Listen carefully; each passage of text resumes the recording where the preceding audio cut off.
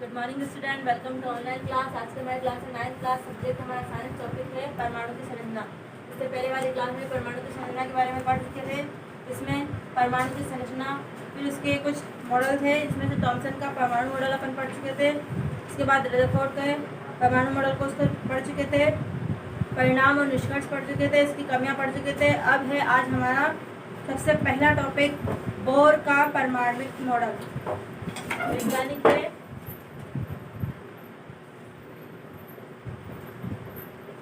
Bore का परमाणविक model.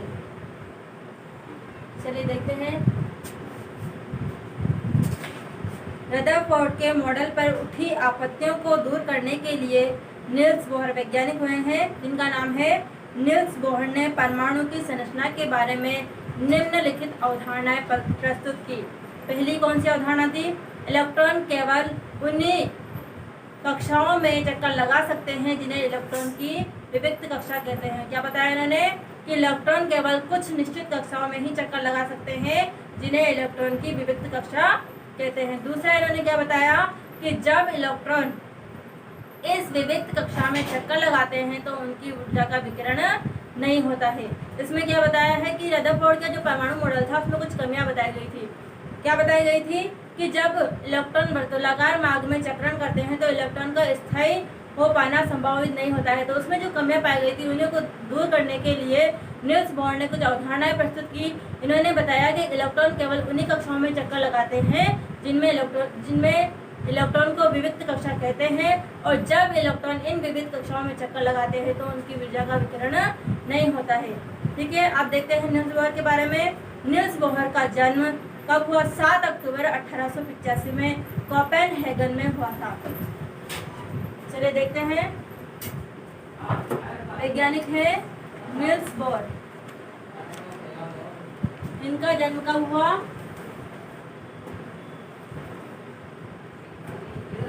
7 अक्टूबर 1885 में। कहाँ पे हुआ? कोपेनहेगन।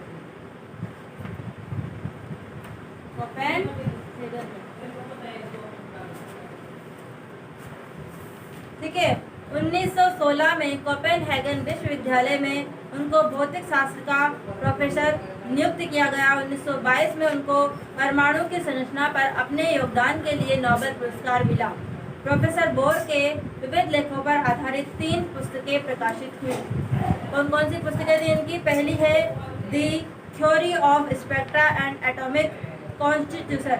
दूसरा है दूसरे बुक का नाम है एटॉमिक थ्योरी, और थर्ड है द डिस्क्रिप्शन ऑफ नेचर। ठीक है।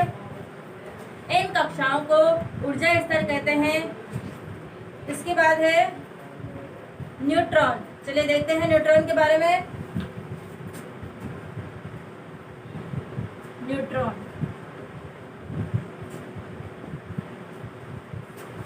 1932 में जेम्स चैडविक ने एक और अपारमाणु कणों को खोज निकाला। किसने? जेम्स चैडविक ने। किसने खोजा न्यूट्रॉन को? जेम्स चैडविक ने। कब? 1932 में।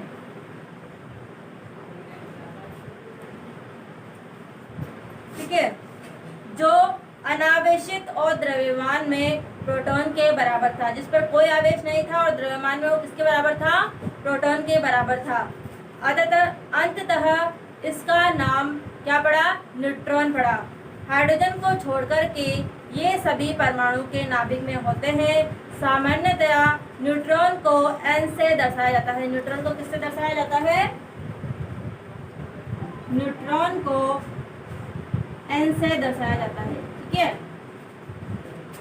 परमाणु का द्रव्यमान नाभिक में उपस्थित प्रोटॉन और न्यूट्रॉन के द्रव्यमान के योग के द्वारा प्रकट किया जाता है। ठीक है।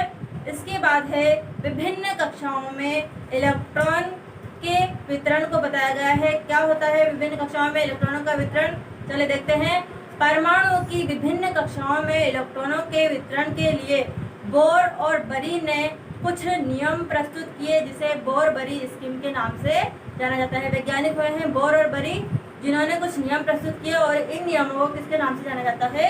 बोर-बरी स्कीम के नाम से जाना जाता है। चलिए देखते हैं क्या बताया इन्होंने कि इन नियमों के अनुसार किसी कक्षा में उपस्थित अधिकतम इलेक्ट्रॉनों की संख्या को सूत्र 2n², सूत्र क्या है? 2n², ठीक है, 2n² से दर्शाया जाता है, जहां n कक्षा की संख्या या ऊर्जा स्तर है। n क्या है? कक्षा की संख्या। सूत्र क्या है हमारे पास? n क्या है? कक्षा की संख्या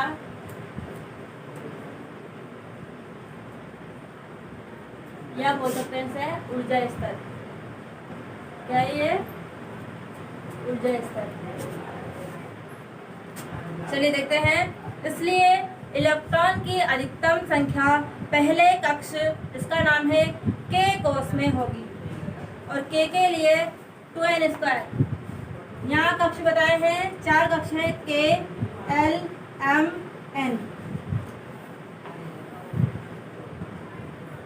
सूत्र है हमारे पास 2n²।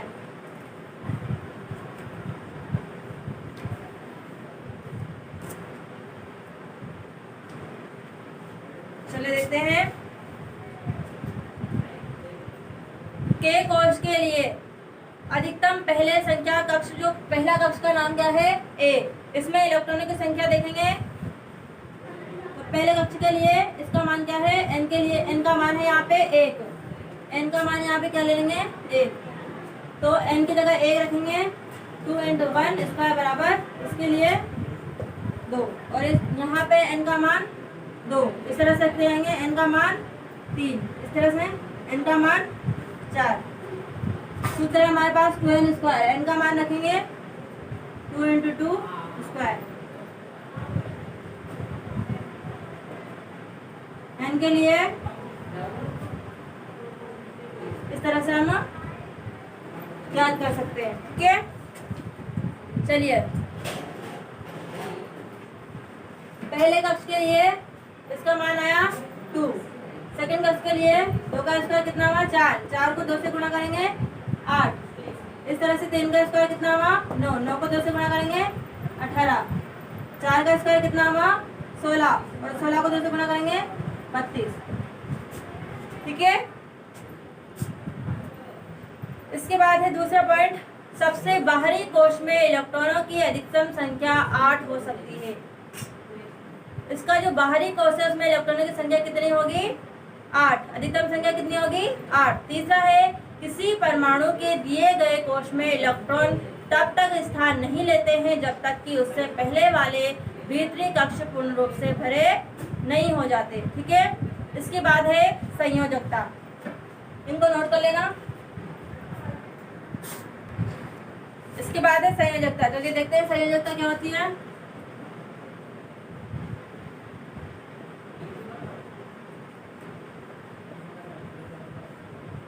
संयोजकता,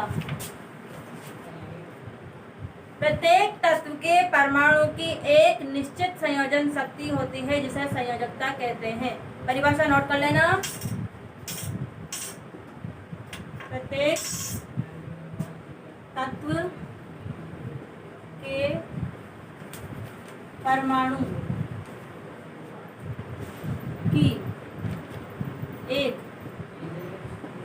निश्चित संयोजन शक्ति होती है।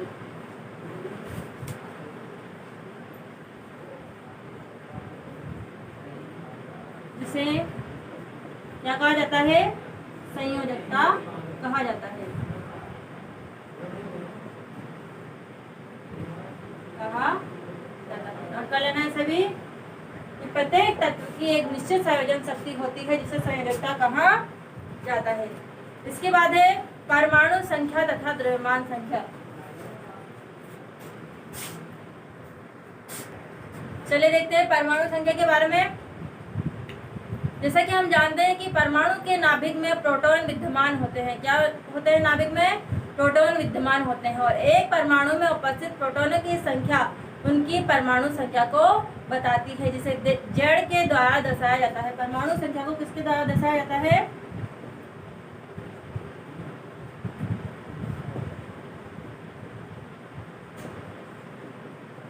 जेड के द्वारा दर्शाया जाता है। ठीक है। किसी तत्व के सभी अणुओं की परमाणु संख्या जेड के समान होती है। वास्तव में तत्वों को उनके परमाणु में विद्यमान प्रोटॉनों की संख्या से परिभाषित किया जाता है। हाइड्रोजन के लिए जैसे जेड का मान 1, क्योंकि हाइड्रोजन परमाणु के नाभिक में केवल 1 प्रोटॉन होता है। इसी प्रकार कार्बन के लिए जेड का मान कितना होगा? 6। इस प्रकार हम कह सकते हैं कि एक परमाणु के नाभिक में उपस्थित प्रोटॉनों की कुल संख्या को परमाणु संख्या कहते हैं। परिभाषा नोट करना। एक परमाणु के नाभिक में उपस्थित कुल प्रोटॉनों की संख्या क्या कहलाती है? परमाणु संख्या कहलाती है।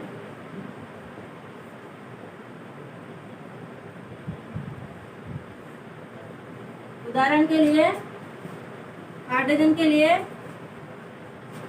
हाइड्रोजन की परमाणु संख्या कितनी है? 1।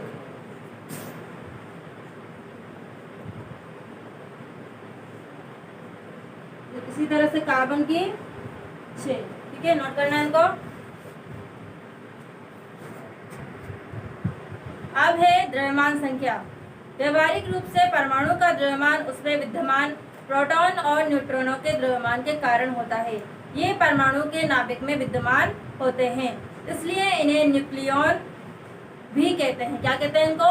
न्यूक्लियॉन भी कहते हैं। परमाणु का लगभग संपूर्ण द्रव्यमान उसके नाभिक में होता है। उसका जो संपूर्ण द्रव्यमान कहाँ होता है? उसके नाभिक में। उदाहरण के लिए कार्बन का जो द्रव्यमान होता है वो 12 ही होता है, क्योंकि इसमें 6 प्रोटॉन और 6 न्यूट्रॉन होते हैं। तो 6 और 6 कितने हो गए? 12। इसी प्रकार एल्यूमिनियम का द्रव्यमान 27 ही होता है, जिसमें 13 प्रोटॉन और 14 न्यूट्रॉन होते हैं। एक परमाणु के नाभिक में उपस्थित एक परमाणु के नाभिक में उपस्थित प्रोटॉन व न्यूट्रॉन की कुल संख्या के योग को द्रव्यमान संख्या कहते हैं। क्या कहते हैं? कि एक परमाणु के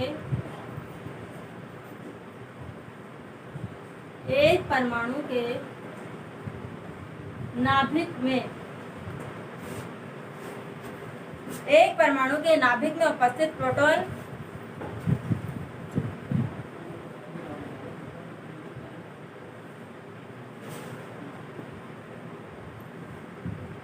व न्यूट्रॉन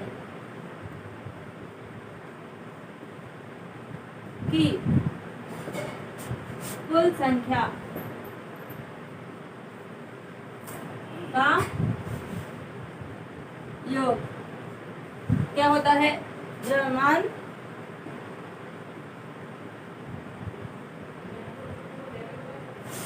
संख्या के योग को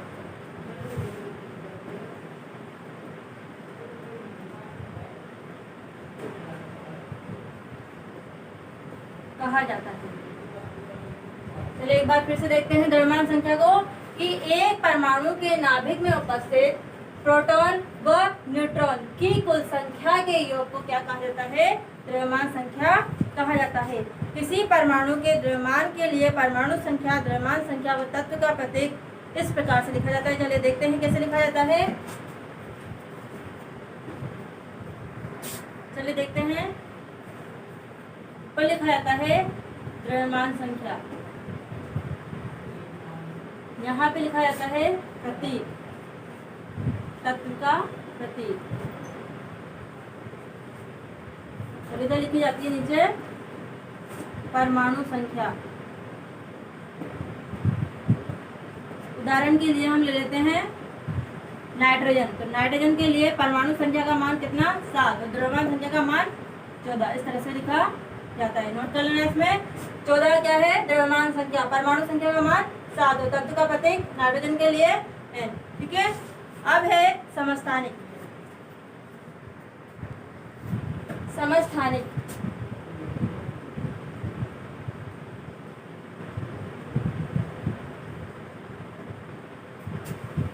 प्रकृति में कुछ तत्वों के परमाणु की पहचान की गई है जिनमें परमाणु की संख्या समान हो लेकिन द्रव्यमान संख्या अलग अलग हो। जिसमें परमाणु की संख्या क्या हो? समान तथा द्रव्यमान संख्या क्या हो? अलग अलग।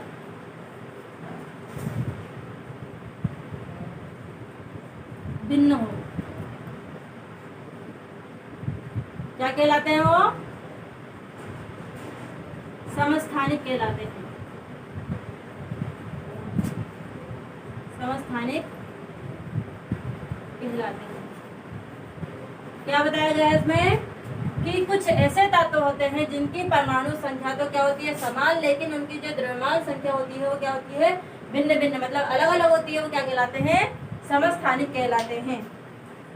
जैसे उदाहरण के लिए हाइड्रोजन परमाणु को लें तो इसके 3 परमाणविक स्पीशीज होते हैं, जिसमें पहला होता है प्रोटियम, दूसरा है ड्यूटेरियम, तीसरा होता है ट्राइडियम। जैसे प्रोटियम के लिए प्रोटियम को लिखेंगे 1H1, उसके बाद ड्यूटेरियम को लिखेंगे 1H2, इसके लिए ट्राइडियम के लिखेंगे 1H3। ठीक है। इसमें प्रत्येक की परमाणु संख्या तो क्या होती है? समान होती है, लेकिन इसमें जो द्रव्यमान संख्या होती है वो क्या होती है? अलग अलग। इसमें जो परमाणु संख्या होती है वो तो क्या है? समान, लेकिन इनकी जो ऊपर देखो द्रव्यमान संख्या वो क्या है? अलग अलग। तो इसमें परमाणु संख्या क्या होगी? परमाणु संख्या समान और द्रव्यमान संख्या अलग अलग।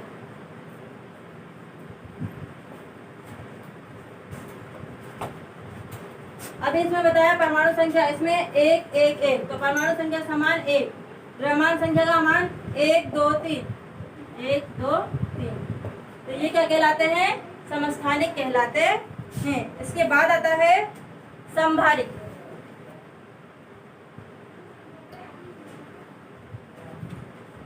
समभारिक क्या होता है? 2 तत्व जैसे कि कैल्शियम, इसकी परमाणु संख्या 20 और ऑर्गन जिसकी परमाणु संख्या कितनी होती है? 18। तो परमाणु में प्रोटॉन की संख्या इसमें क्या होती है? भिन्न भिन्न होती है। दोनों तत्वों की द्रव्यमान संख्या क्या है? 40। यानी तत्वों के इस जोड़े के अणुओं में कुल न्यूक्लियनों की संख्या समान है। अलग अलग परमाणु संख्या वाले तत्वों को जिनकी द्रव्यमान संख्या समान होती है वो क्या कहलाते हैं? समभारिक कहलाते हैं। चलिए इसमें परिभाषा नोट कर लेना।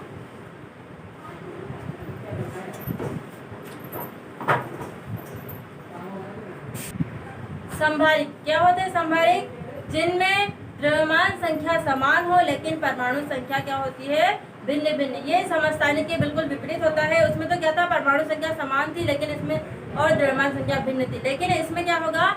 द्रव्यमान संख्या समान होगी और परमाणु संख्या भिन्न भिन्न होती है। नोट करना, वे परमाणु जिनमें द्रव्यमान संख्या समान किंतु परमाणु संख्या